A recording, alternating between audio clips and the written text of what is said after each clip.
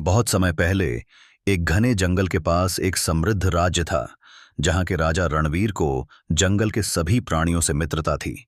उनका दिल साहस और करुणा से भरा था और उन्होंने हमेशा अपने प्रजा की सुरक्षा को अपनी प्राथमिकता माना। उस राज्य के लोगों ने राजा को अपने संरक्षक के रूप में देखा, जिसने हमेशा उनकी भलाई का ध्यान रखा। मगर उस शांति के बीच जंगल की गहराई में एक खतरनाक समस्या उत्पन्न हो गई। एक विशाल शेर, जिसे कालू कहते थे, पेड़ के नीचे चिंता में बैठा था। उसकी गहरी आवाज में चिंता का एहसास था जब उसने राजा रणवीर से कहा कि एक भयानक राक्षस जंगल में आतंक फैला रहा है। राजा ने शेर की परेशानी को समझा और तुरंत तय किया कि वह इस समस्या का समाधान करेगा।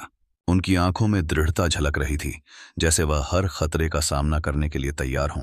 रात का अंधेरा छा गया और चांद की हल्की रोशनी में राक्षस की डरावनी छाया जंगल में दिखाई दी। राजा रणवीर ने अपने घोड़े से उतरकर राक्षस का सामना करने का निश्चय किया।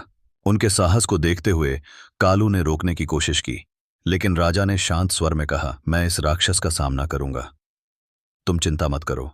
उनकी तलवार चमकने लगी, जैसे साहस में एक नया संचार हो रहा हो। जब राजा ने राक्षस का सामना किया, वह विशाल और डरावना लगा। उनकी तलवार से वार करते समय राक्षस ने प्रतिकार किया और दोनों के बीच तीव्र युद्ध छिड़ गया। कालू दूर से यह सब देख रहा था। उसकी दहाड़ में चिंता और समर्थन की भावना थी। उनकी जानों के बीच यह संघर्ष अंततः राजा रणवीर की विजय के साथ समाप्त हुआ, लेकिन युद्ध के बाद का दृश्य दुखद था। राजा रणवीर जमीन पर पड़े थे, घायल लेकिन विजयक। कालू ने दुख भरे स्वर में कहा, राजन, तुमने हमें बचा लिया, पर अपनी जान की कीमत पर। राजा ने अपनी अंतिम सांसों में कहा, जंगल को अब कोई खतरा नहीं। मेरी प्रजा, तुम सब सुरक्षित रहो।